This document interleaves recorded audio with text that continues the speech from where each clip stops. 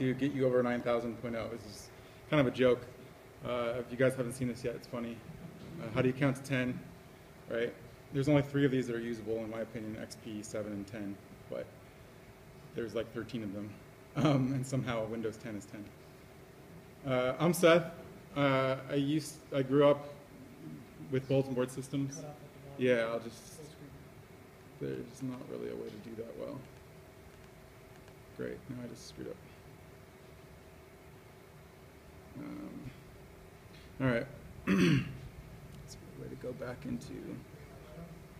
If I play the slideshow, it's crashing PowerPoint for some reason. I have a cracked version of PowerPoint, so I apologize.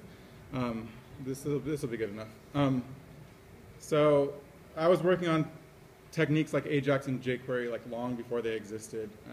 If you saw the social network, that was basically me in high school. I hacked my yearbook staff's computers, got everyone's pictures in the school and put them up. And you could go to RBHS / like a social security number, and their picture would come up, and there would be a wall you could chat on. Now I'm like a contractor, security consultant, a CTO for a couple companies, and I'm an arrogant asshole at times, but I'm more critical of myself than I am of anything else, so I apologize if I seem arrogant.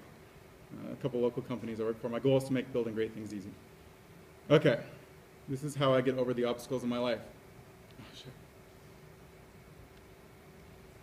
Right? You try to jump over a fence and then you get pain.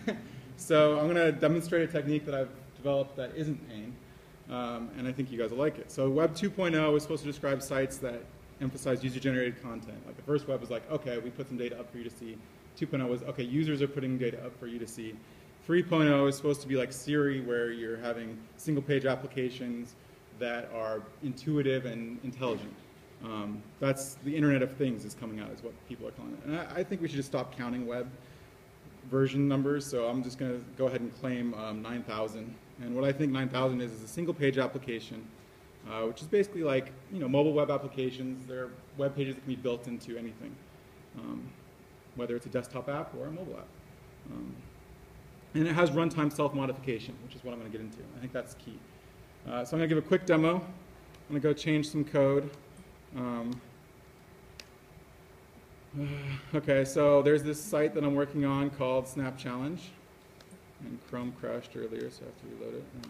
Chrome, not mail. Okay, so there's a web page here, has some stuff. All right, see nearby trending challenges, find hidden fun things to do in your city. Let's say I want to take out fun for whatever reason. I'll come to the site, and this is, let's say, the actual code. So I could change like more things, but I'm just going to change something quickly. I'll just take out fun,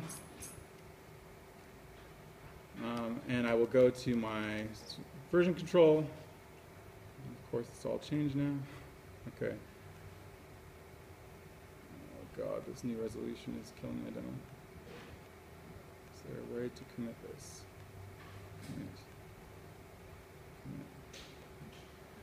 All right, now I'll connect.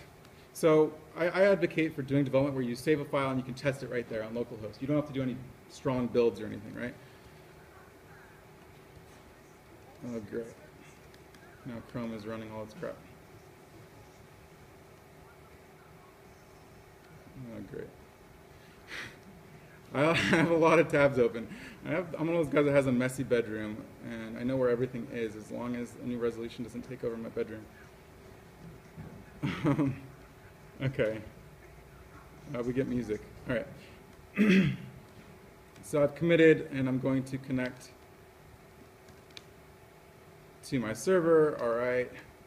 I'm going to do an update. All right, cool. And the files are there. All right, now I'm going to update my views.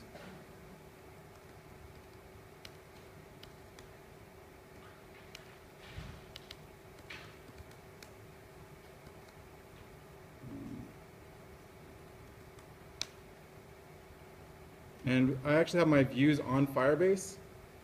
So with my framework, what's going to happen is that I'm going to get a change handler that's going to real-time push that to any app that's currently running. So if you've installed an app, you'll be using it, and you won't even have to download a new version of the app. So there's a couple things here. This is what everyone's, you update Facebook, then there's bugs in the real world that you're tired of seeing.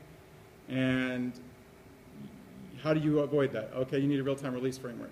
There's a couple other things I wanted to talk about, but I'll just end at that, I guess. This